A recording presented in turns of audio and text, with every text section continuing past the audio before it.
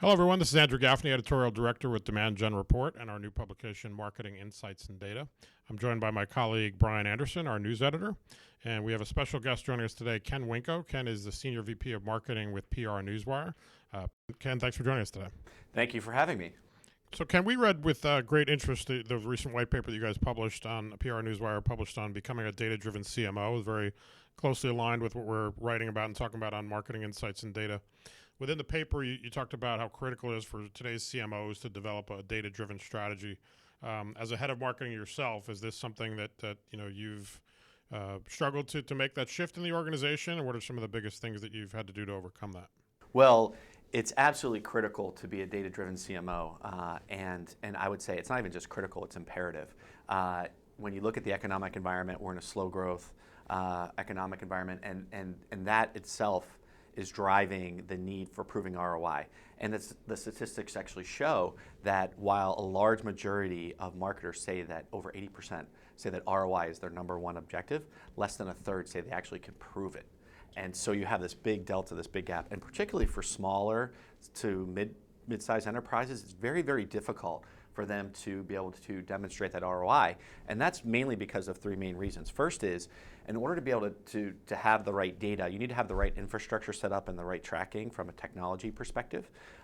Second is, you need to have the right expertise, and everybody on the team has to be on the same page in terms of what that overall approach is, so that you can actually track what the impact is. And then third, from a process perspective, you really need to be able to move fast, and there's a lot of hesitancy within many marketing organizations. If you say to somebody, okay, look, we want to track this program, we want to put data behind this, they worry that's going to slow things down, right, and there's some initial resistance. So even from a cultural perspective, there's some challenges in terms of getting people on board. And at PR Newswire, when we first started out, there was no data, there were no KPIs or metrics, and it was definitely a cultural shift in getting people on board. But really what I sold the team on was the fact that, look, no matter what department you're in, whether you're in communications, whether you're in product marketing, whether you're in channel marketing or digital, social, we actually can show how you personally are contributing to the top line growth for the company. And now we are at that point. Which gives them a much greater stake in the game. And it gives them a lot more credibility, yeah, within the organization. And number two, it provides, actually, if you think about it, a lot more employee satisfaction, because they actually can see what they're doing day to day and how it's driving the business. Yeah, great points. In the paper, you lay out the critical role that content plays within the process of engaging buyers. What's the connection between data and the content? Is it more a matter of measurement, or is it about the insights? Actually, it's both. So the way that we look at it from a content, it really starts with that outside-in view of understanding what the buyer needs are along the buyer's journey. So what we did is we basically try to glean a better understanding of what those core needs are contextually, whether you are a PR executive, whether you're a marketing executive, or an agency principal, or any other core audience that we have. We really want to dig in and understand your needs. So it really starts with that buyer insight externally, doing your market research, ethnographic research, actually understanding what their day-to-day pain points are and what their objectives are and how you can help them. So that's the first piece of it. The second piece of it then is, it's not a set it and forget it type of situation. What you want to be able to do is to have the analytics set up that you then can optimize your program from a content perspective based on the topics that are resonating with your audiences. So we have something that we call Impact Expectation Score that we use, which is really how many downloads of a particular piece of content are we getting, and then what is the conversion rate or the elasticity of that content offer, and how much pipeline and revenue did it drive. So we actually then optimize on a weekly basis through our content calendar what content we are promoting to whom based on the performance of that content. And then we optimize on a continuous basis going forward. Yeah, it's really interesting about the impact score there. One of the other related topics that's covered in the paper is the critical role of demand generation, which is obviously near and dear to our hearts. But you talk in the paper about the ability and the need to track demand gen processes across interactions and map to prospects. Can you talk a little bit about how you've done that at PR Newswire, and any suggestions that you make to CMOs and how this becomes part of an overall data-driven strategy? Sure. First, let me say, and this will make you happy, everything that we do within our marketing team is focused on demand generation. Everything. Good to hear, and there was really a 7-step process, and you can read about it on our blog or in the paper that you're referencing. So the main pieces are, number one, starting with the buyer insight and and then number two, mapping your content to specific buyer needs based on the type of organization, based on the type of role, and then based on what stage of the cycle they're in. Right. Then you really need to look at, from a data and analytics perspective, a data perspective, who are you targeting? Who are the key influencers? And the important part there from a demand generation perspective is that the typical buyer actually consumes over a dozen sources of information.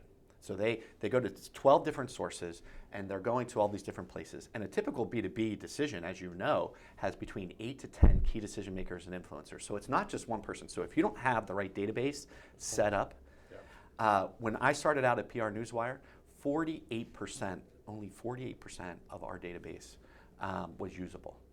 So, and then out of that, over 80% of it was really operational contacts. So they weren't the key decision makers or influencers. They didn't have budget or authority. And so we were getting shut out of conversations. And so we went about cleaning up that data and augmenting that data through a third party. So that's really the third component. Then you have to have the right technology infrastructure. So if you're going to create this great experience for buyers across channels, all of your channels need to be connected. So whether it's your blog, whether it's your website, whether it's enablement from a sales or a service perspective, everybody's got to be on the same page, pushing out the same content with the same message in a consistent way. Right. And then that gets into this multi-channel approach that we can talk about, where if you're coordinated and consistent, then you're going to be more compelling. And then the final piece is having the organizational structure set up, and that is also based on the lead management process. So you need to have warm handoffs based on service level agreements, where you're tracking those leads coming through from nurture to handoff, and we can talk about that as well. Yep, that's great. Yeah, the whole multi-channel aspect, the buyer's journey isn't linear anymore. There has to be consistency through all channels. Is it still a challenge for B2B, for organizations to, effectively engage buyers through all of these channels and effectively measure and connect them? It is extremely difficult, and why I say that is you have this proliferation of channels digitally, and you look at channels that didn't exist 2 years ago or 3 years ago. Yep. And so you have a proliferation of channels, and at the same time, if you look at mobile and just the explosion of information being consumed on mobile, that's where 80% of people are spending their time in apps.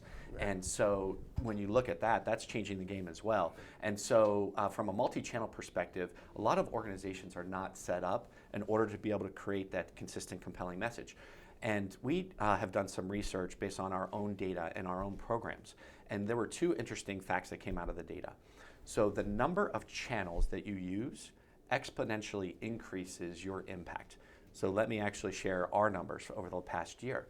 When we used consistently and in an integrated way 6 to 8 channels at the same time, we saw a 5x increase in the number of downloads and almost a 50% increase in conversion rate on that content. Wow.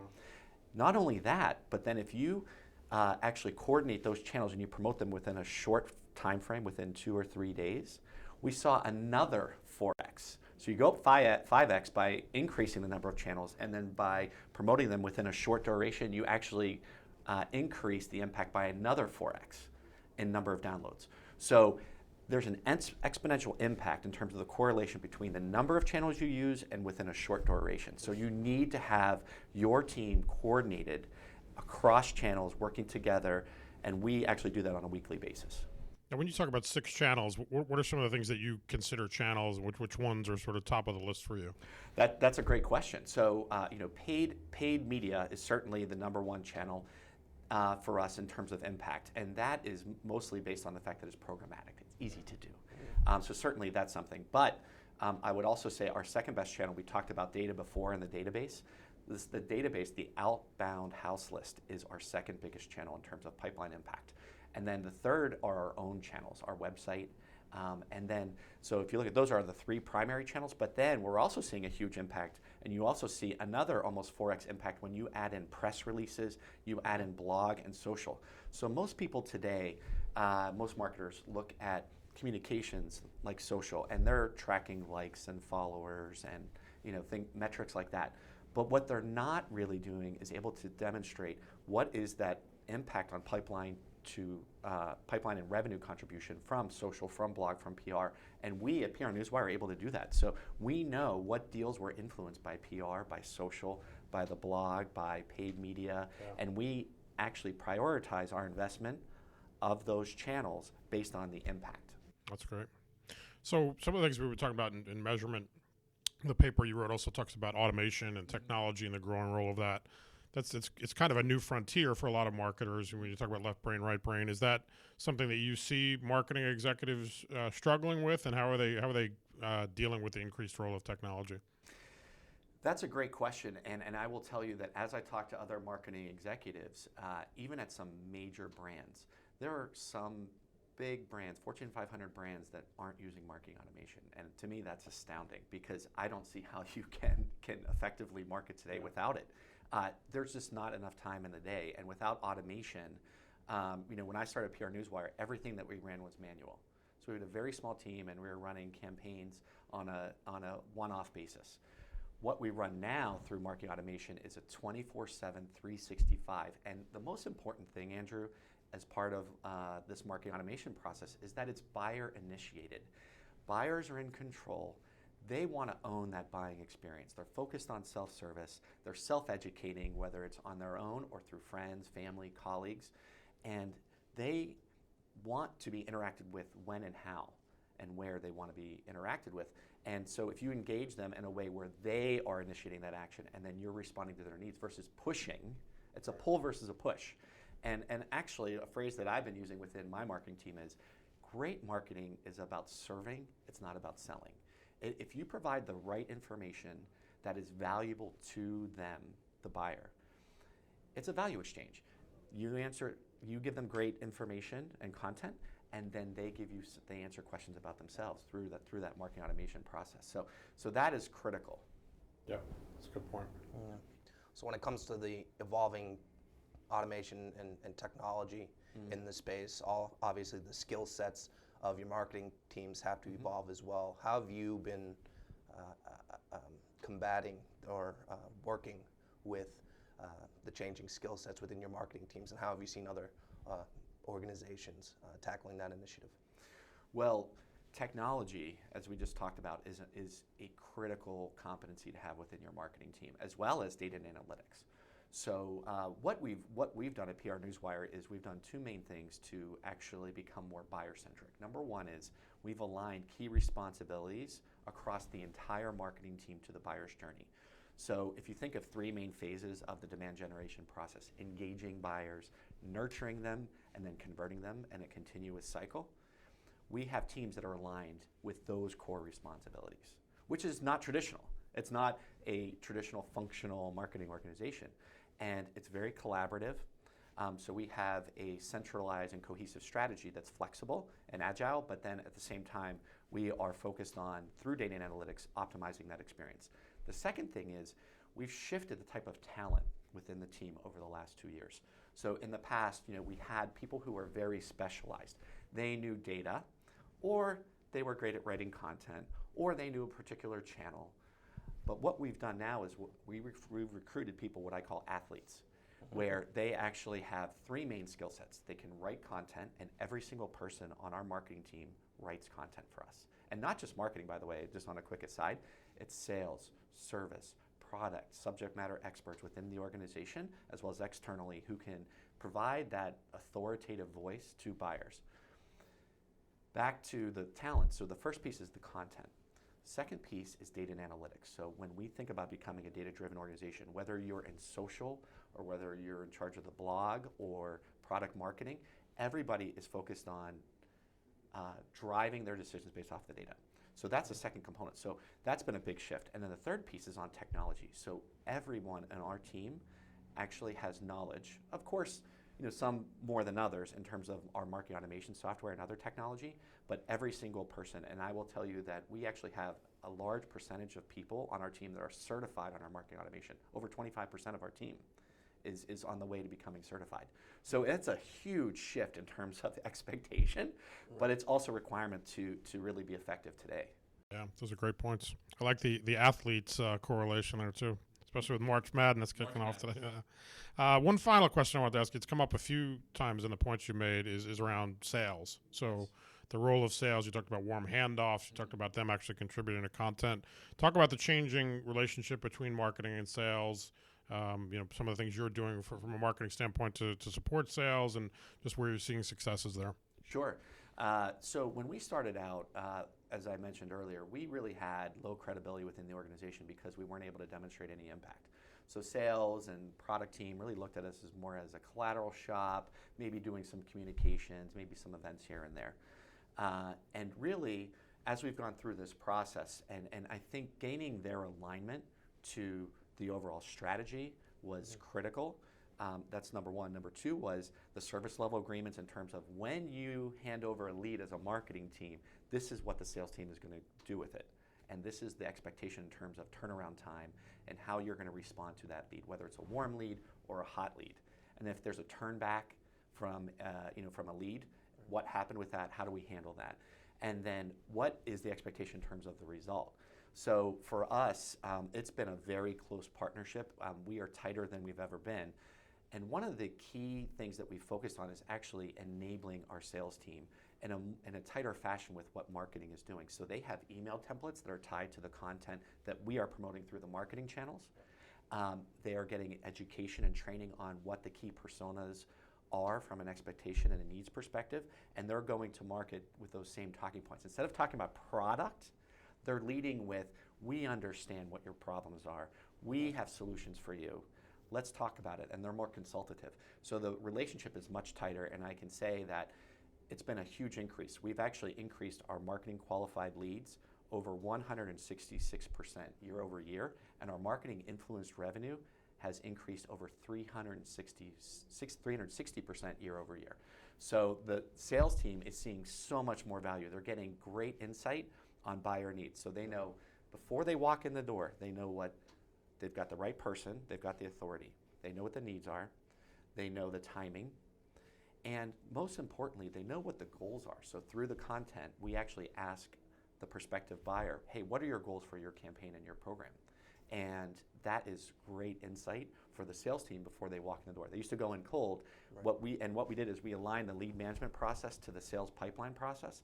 So now the salespeople, once they get a lead, they go directly to the pursue stage. So over 50% of the buying process is complete by the time we hand over a lead to sales. That's great. Really impressive results. Congratulations. I appreciate you sharing with us. Yeah, I'm sure it never ends, right? I also want to encourage and remind all of our readers and viewers that the guide to becoming a data-driven CMO, we'll provide a link to that. I recommend you go and check it out. You can get a little more details on some of the things Ken talked about and shared. I want to thank Brian for joining us, and Ken, thanks for sharing all the great insights. Thank you. I enjoyed the conversation. All right. Thanks, everybody. Have a great day.